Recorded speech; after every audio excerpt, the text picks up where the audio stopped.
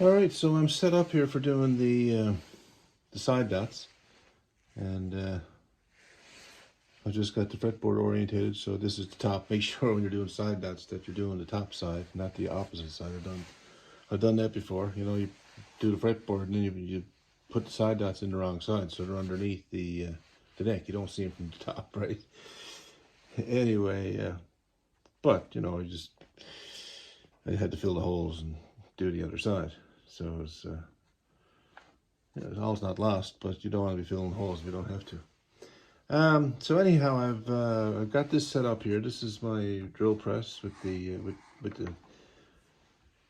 this is an aftermarket drill press table that I got. Didn't come with this drill press, but it's a really handy thing to have, you know, because you got a nice fence here. You can set things up pretty, accurately, precisely. So I've got this little wedge here that I use to make sure that the fretboard is orientated the right way. You don't have it perfectly level. You're going to have it, you know, to adjust for the taper in the fretboard. And I just use this little square here and reference a fret slot just to make sure that it's straight across. And then I bring that up here at a dot marker, and I can slide this whole assembly here to put the drill right where I want it to go, right? So I want just a shallow hole, right? And 3/32 bit. Now, when you're putting this in, you make sure that you reference the bottom edge of the fretboard, you know, of the binding. Okay, the bottom edge is straight.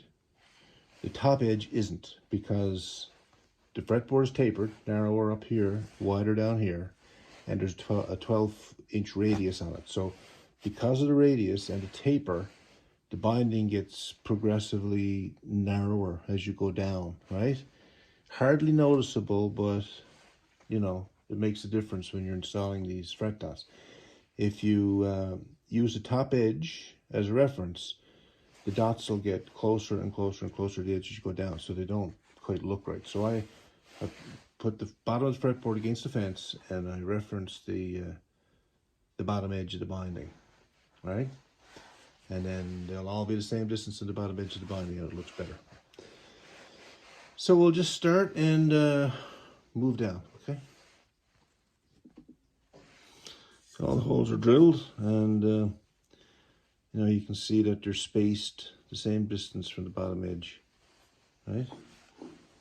But as they come down here, they get noticeably closer to the top edge, right? You know, it's subtle, but they do get a little bit closer. So now I'll just get some side dot material. I've got this little plastic rod, 3/32 rod. I just put a little dab of glue, push it in, snap it off, right? And then sand and flush afterwards. All right, I got the crazy glue here. This is the rod that I'm using, the plastic rod. And crazy glue is the more viscous stuff, okay? And I just put a little dab of that there.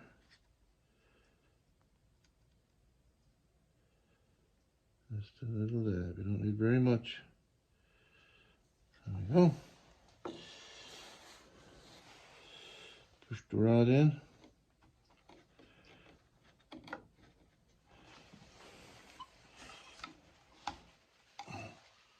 Snip it off.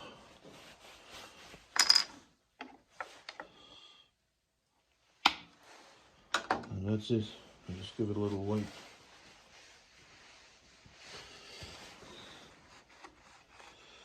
There you go. Now you can take a file as you're going, I suppose, and just file it flush. We'll scrape all this afterwards, you know. We'll scrape it afterwards to make it look nice. And I'll just carry on down the line here.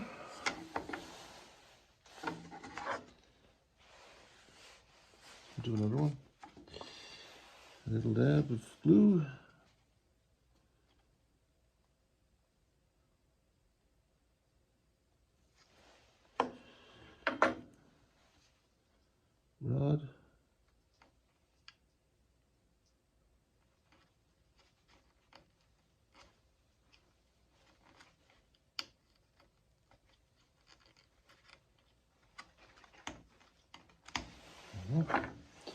Snip.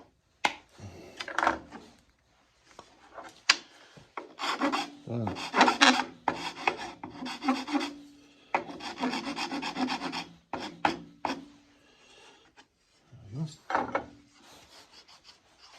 These will look really nice afterwards. Let's see. Once they're cleaned up, I'll dab the glue. Rod.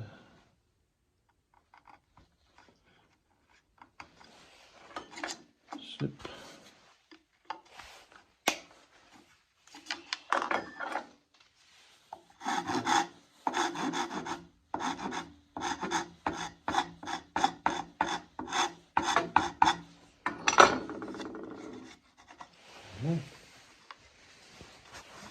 Just break the glue off here. I'll just finish these and come back, okay? And here's the finished job there with the dot markers. Let's see if I can get it. Yeah, right here. So I've gone over them with a little scraper and got them so that they're just little circular black dots and there's no black discoloration around them. The binding's all cleaned up. They look quite nice. Okay. On the neck. There you go.